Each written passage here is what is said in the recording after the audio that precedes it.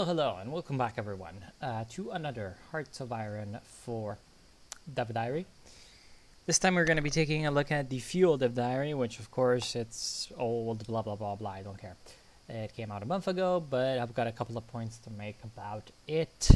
Now, in case you missed it, essentially what they're doing in Man the Guns is that they're adding fuel to the game.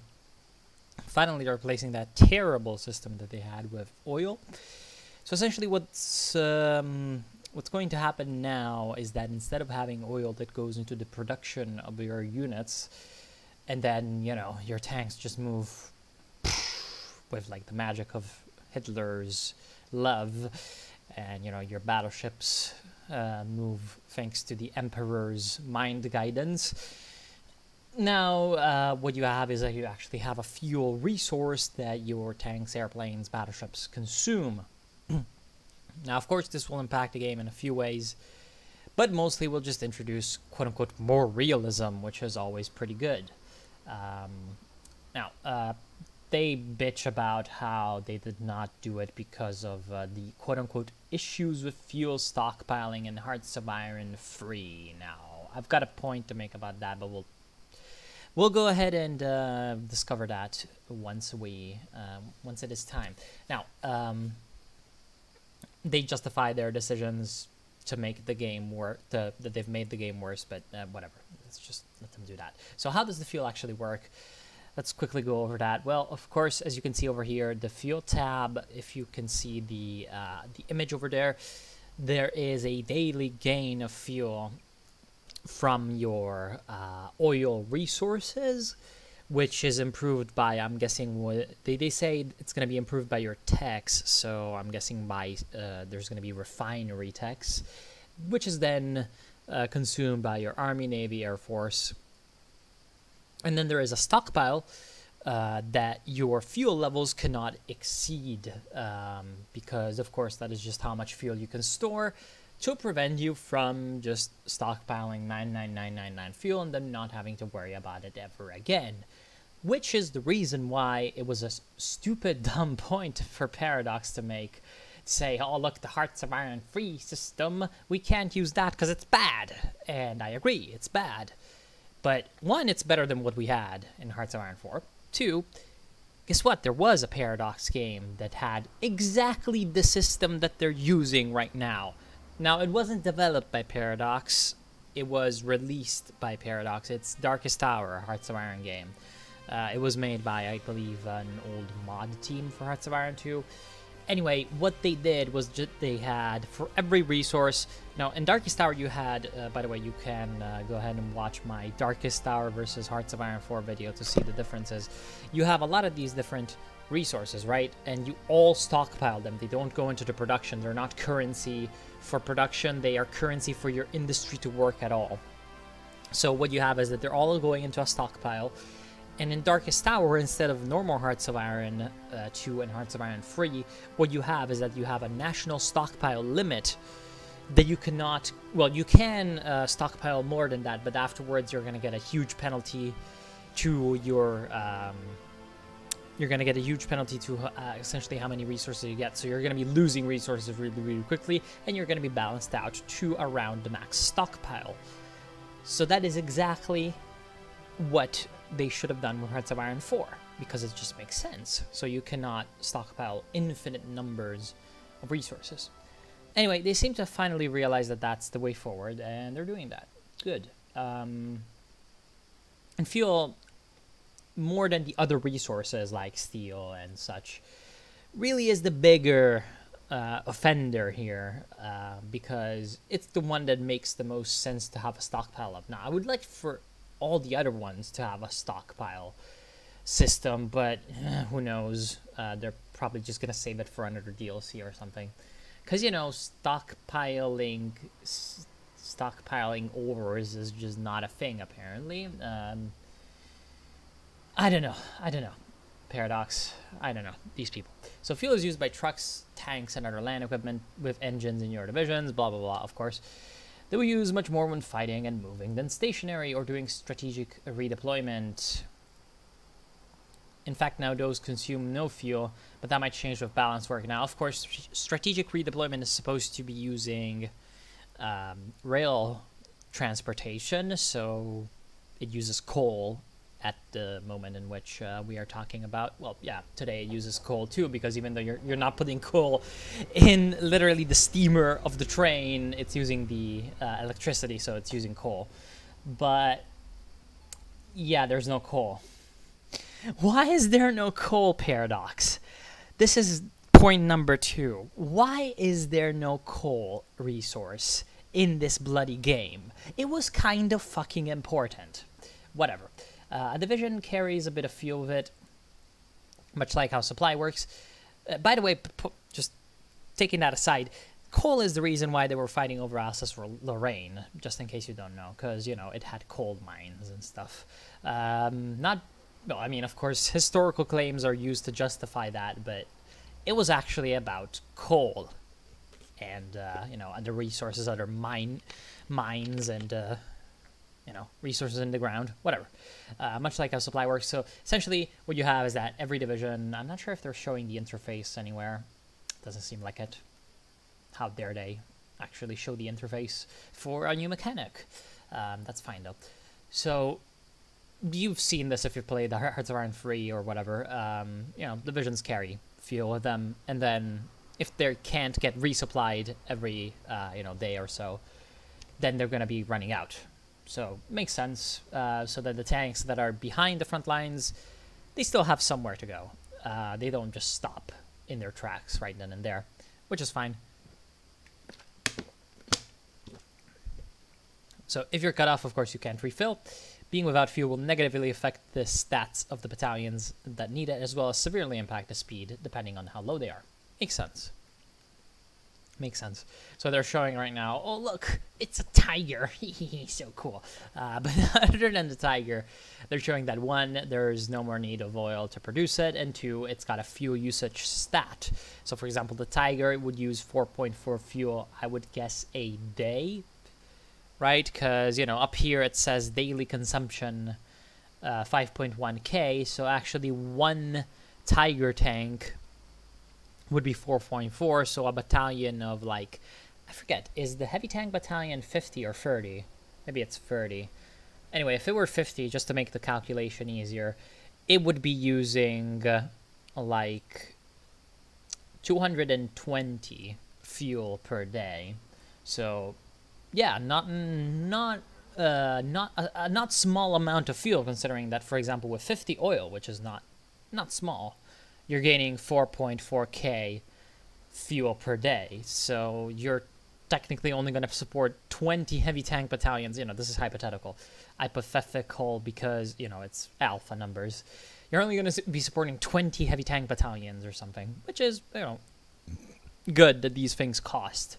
And by the way, there's a few videos by a guy called Tick that go into this topic very well, but this is the actual reason why the Germans had so many problems with tanks during the Second World War, not because they couldn't build more Tigers or whatever, or they couldn't build more Panzer IVs, it's because they couldn't fuel them. That was the actual overall reason why they didn't just have, like, as many tanks as the Allies. Whatever, that's a topic for another day. So your active air wings will consume fuel, and it will depend on the type of plane and the mission. So interception will perhaps be less, will take less fuel than air superiority, because air superiority will be your guys just flying around patrolling, whereas interception, it's like, oh look, they're waiting for the bombers to show up on the radar, and then they're going to go after them. Not entirely sure if this is realistic, but it makes sense to me, at least. Transport planes on air supply missions will also be able to deliver fuel to pockets. Okay, so you're gonna be able to Stalingrad, your guys, or Tunisia, your guys. When low on fuel, air wings will suffer big efficiency penalties. That makes sense. And the sea, running a lot of active capital ships is something that you will need to be very careful with and man the guns. Thank you, because ships do tend to take quite a lot of fuel. Now, I don't have the exact numbers with me, but just believe me, it was a very bad mistake for the Japanese to send the Yamato out on its last, kamikaze mission, Operation Tengo. I'm sure you know about it, against the Americans, because that basically consumed the fuel supply for like half a year of civilian Japan's usage at the time, which of course wasn't that great because it was already very rationed. But still, that's and of course Japan didn't have as industrialized an economy as some of the other major powers in the world, who certainly relating to population. But still, capital ships consume a lot of fuel. Also, the Italian Navy, until basically by the end of its period of fighting the Allies on mid-1943, it simply could not sort it out, even if it wanted to. And there's actually a lot of people that criticize how the Italian Navy did not oppose the landings in Sicily, for example, in any kind of way. Well, simply they were out of fuel because the Germans simply needed too much fuel for themselves in the Axis alliance and could not spare any extra for the Italian Navy, paradoxically, to help the Germans defend the Mediterranean and help supply at first the Africa Corps and later help stave off the invasions of Sicily and so on and so forth. So it's good that they're representing, or they're hopefully going to be representing, they're saying that they're going to be representing this correctly by making sure that capital ships do consume a lot of fuel. I like that. Third point about the fuel system, I actually forgot to talk about this earlier, is look at this fuel consumption. There is an Army tab, an Air tab, a Navy tab for fuel consumption. What about a civilian tab for fuel consumption, For example, Germany, you're looking at the Oder River over there in Stettin. There, you do know what that river is sometimes used for: shipping, to transport industrial materials, to make sure that supply chains are working even at the civilian level. There's going to be cars moving about in that city to make sure that things get done, trucks to transport goods, all the kinds of stuff. And then there's going to be ships moving around. It's not just the military that uses fuel. So why the hell is there not a civilian fuel consumption? That pisses me off severely, because it's actually something that was not in previous Hearts of Iron games, and it should have been there, at least not as far as I'm concerned. Maybe in Hearts of Iron 2 and Darkest Hour, you did have a civilian fuel consumption that was required to run your industry. Now, of course, not everything that's civilian fuel consumption related will be used to run your industry, but what I would propose is, since that's how the economy is represented in Hearts of Iron 4 anyway, just make sure that if you do not have fuel in civilian time to send to your civilians, and of course the amount of quote-unquote consumer fuel, we're going to call it that, would be reduced in wartime as you're increasing the war economy laws, because as you mobilize further, you're going to be rationing fuel for the civilian population ever more. But if you do not meet that requirement and your armed forces are just guzzling everything and leaving your country empty of fuel, of course your armed forces would have priority over fuel consumption and what is left of the stockpile.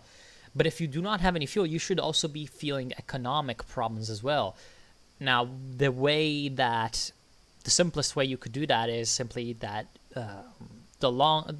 if you're, for example, if your country is supposed to be consuming like 3K fuel per day, and then you can only provide 2K, then that takes away 1/3 of your military industry and 1/3 of your civilian industry. Perhaps you could say that. Just a simple percentage base. I feel like that would make sense. They could also have a scale of, for example, up to 50% reduction depending on how much you're lacking fuel. Maybe, who knows? I feel like that would make sense. And now, of course, the other mechanics that they're introducing is the fact that, of course, the way to produce fuel, we've already talked about some of this. So, of course, you need oil states. You can increase infrastructure on your oil states, and you're going to increase the production, trade for foreign oil, build synthetic refineries, lend-lease fuel, capture enemy stockpiles, which is very cool. So you're going to be going all Götterdämmerung all on your enemies, capture their stockpiles. Research improved oil to fuel conversion technologies, which was is what I was talking about earlier. And so they're showing the capture of the stockpile, of course, with Luxembourg. So, you know, if you need fuel, as someone, just conquer your small neighbors. I'm sure that is the best choice to maintain a stable and secure region of neighborhood. Then stockpiling. So what they're talking about is fuel is possible to stockpile and it is necessary, but there is a maximum stockpile, and the size of the stockpile will depend on the number of states and their infrastructure, your economic laws, and fuel silos. So if you go ahead and look up here, once again, you see that below the Navy consumption, there is a fuel stockpile capacity meter. There's a base of 20K, which is, I'm guessing, gonna be the same for everyone, or maybe it's gonna be dependent on your economic laws or how big your industry is or something, or I don't know. And then it says in the states, 262,000. I'm guessing that includes both silos and infrastructure, right? Yeah, I don't know. And a number of states. So I guess every state gives you a base. Also, that's why probably different countries have different maximum levels of stockpile. I don't know, whatever. We'll see. This is a new building that takes up shared slots and will probably provide a majority of your stockpile space. Now, point number 4, what really pisses me off about this is the fact that you just said that you want to prevent people from stockpiling, you know, so much fucking fuel that they can't ever run out. And then you give players a mechanic to do exactly that. Now, I hope that, of course, the fuel silo they're showing down here, of course, the numbers are not final, but they're showing down here that the construction cost is 8,000 civilian industry, so 8,000 IC per day. No, sorry, not IC per day, but you know, you get what I mean.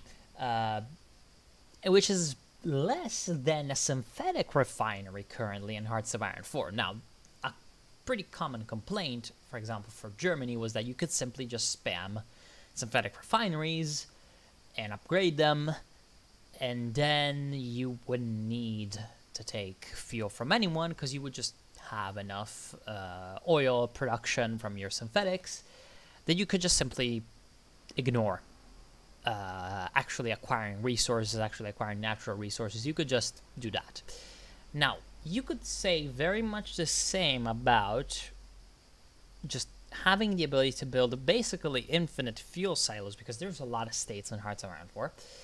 Basically infinite fuel silos, and the ability to use those to essentially stockpile a whole bunch of fuel. Because guess what? 50,000 fuel looks like it's going to be quite a bit. Because look at this.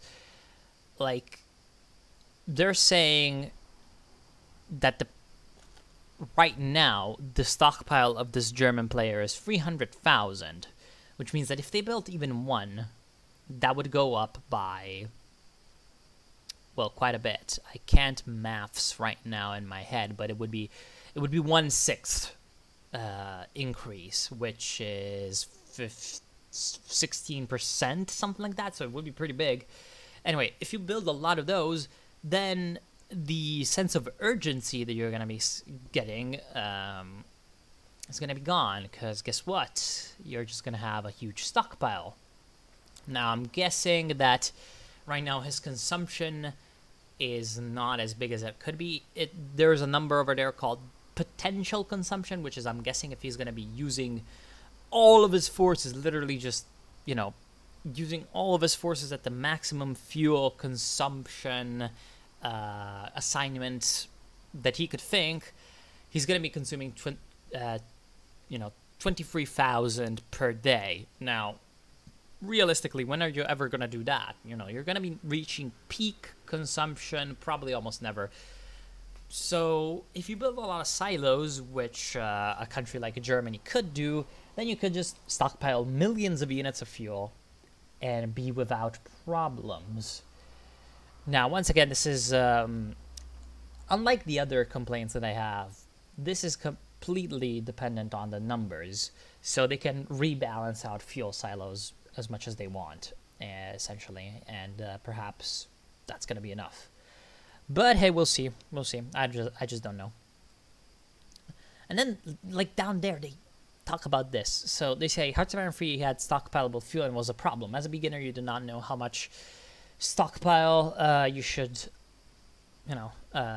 have, and as an experienced player, there was no issue in making a stockpile big enough that you wouldn't ever have to worry.